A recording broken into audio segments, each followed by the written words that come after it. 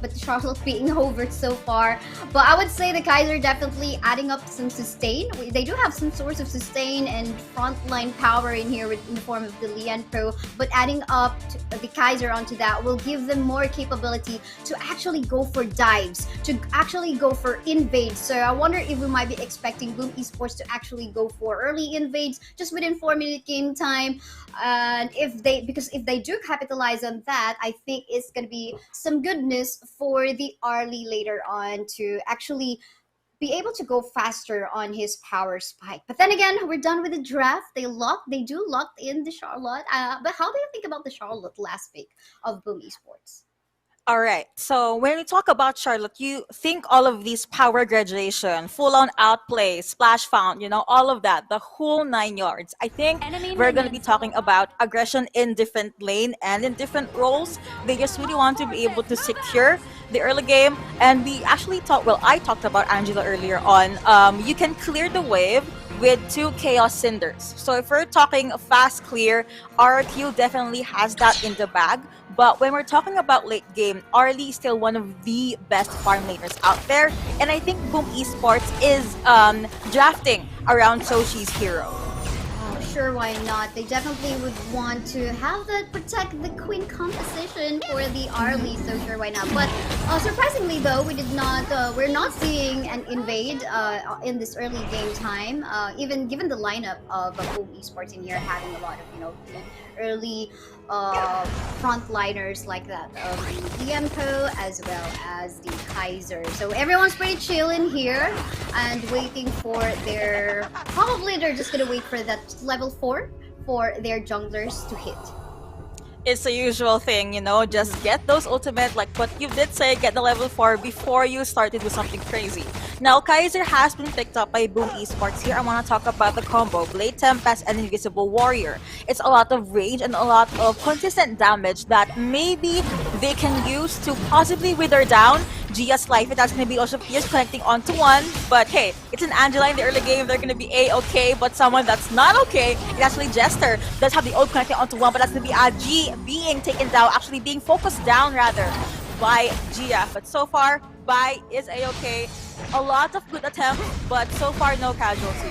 Yes, no casualty on that one, primarily because Impressive have so decided into actually going onto the bottom lane part of the map to, have that potential kill onto Gia, because again, Gia is actually going to be the one that RRQ is going to be relying on to in terms of their lineups, source of damage, and at the same time, just basically the main carries. But I think there could have been a casualty from what has happened a while ago.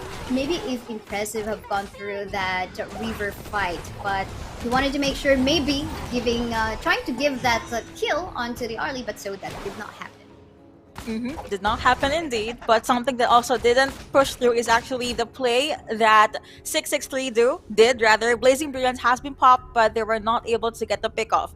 Good attempt, Maple Dance, like what Kaisaya did say. It's all, you know what? Arlie is mobility. Okay, in Honor of Kings. If you want someone that can jump in and out of fights or clashes, this hero is definitely the one for you. Ladies and again, Ocean of Tears, all of those combo, but Clash Lane though, you usually expect a lot of jumping in and out, and right onto that is going to be Impressive, trying to take a fit into the map, blocking Nightmare's possible exit strat, but it's a no-no, so he decided to just go back under tower.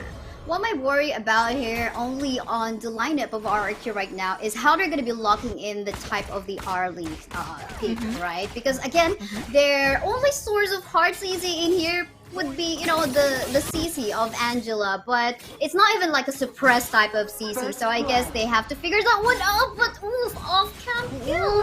A first blood onto Dragon! Soshi!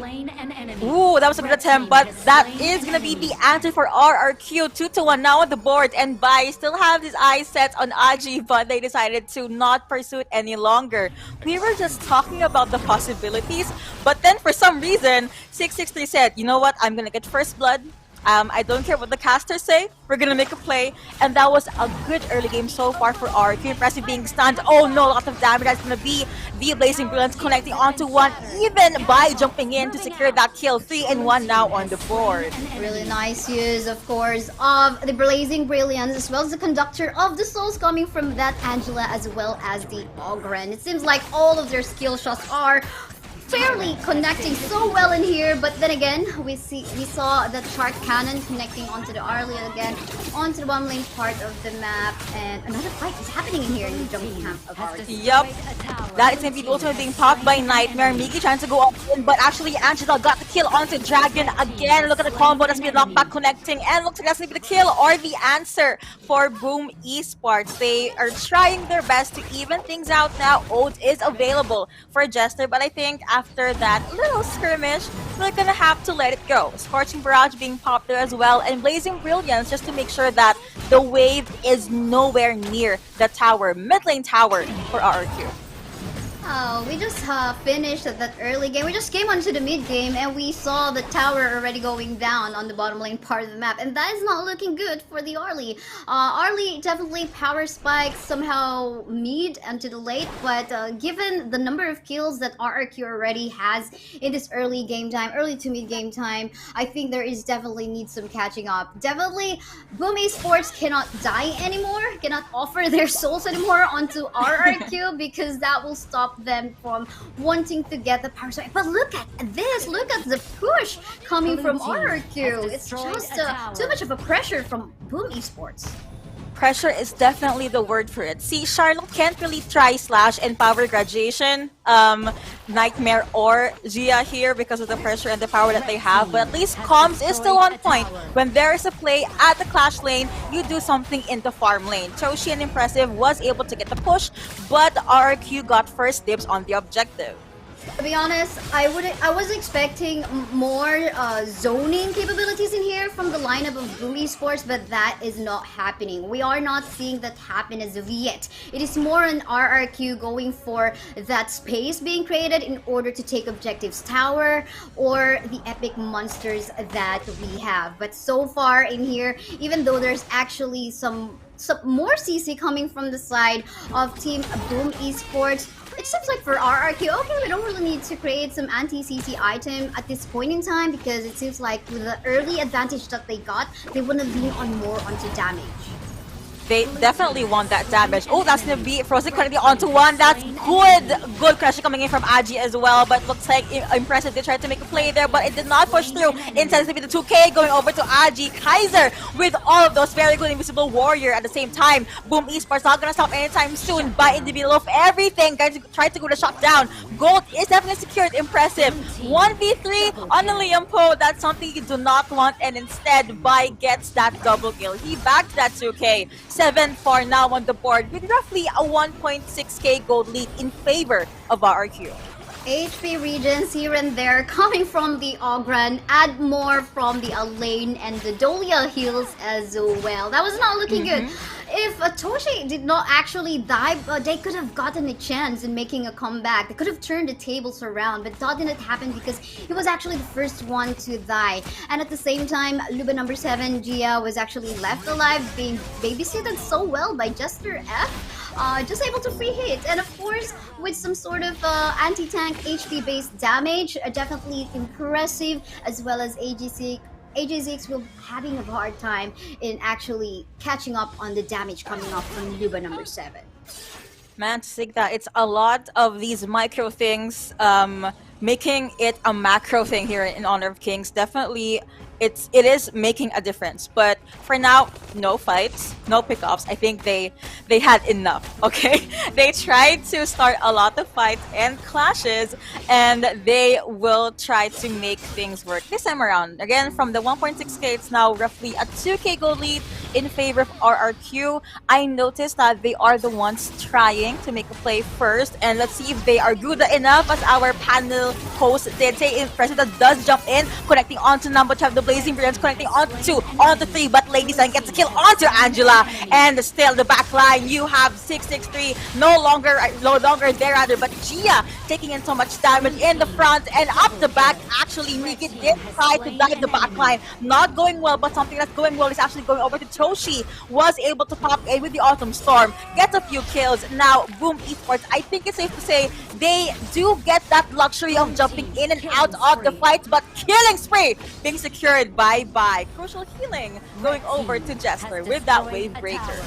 Wonder if this is done. Okay, they're gonna be separating ways for now. I'm actually happy that Toshi was actually able to catch up on that team fight, because a while ago we saw him coming from the top lane and he had to catch up on that fight. The rest of the members of Boom Esports was already actually on standby in the bushes, just waiting on potential team fight that could happen, and that did so happen, making Toshi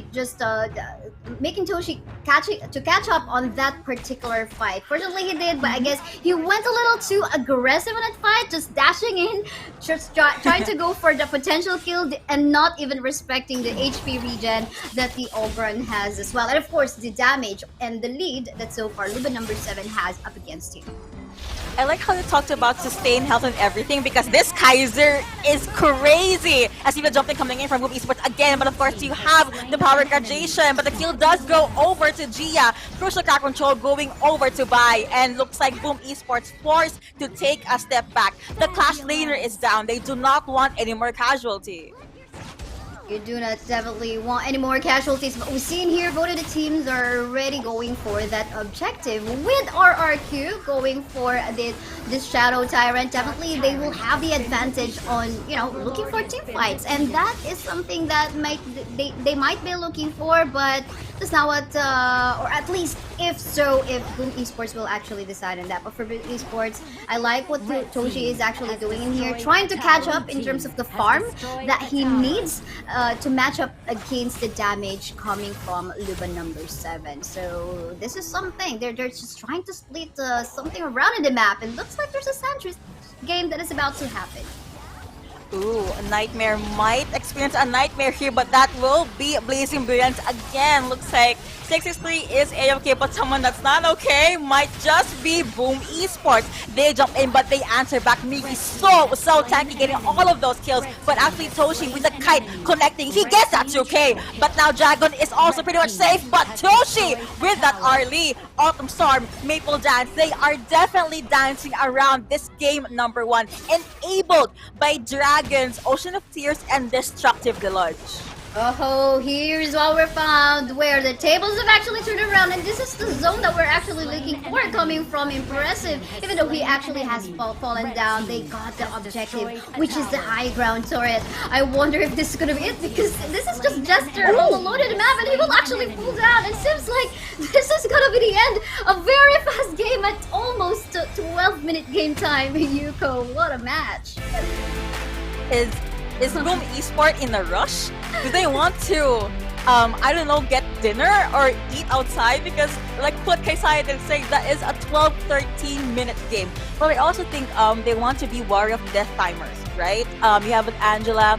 I actually do like 663's play there. He does not hesitate to pop in with the Blazing Brilliance and with the Chaos Cinders. A lot of good combos coming in for RRQ, but I think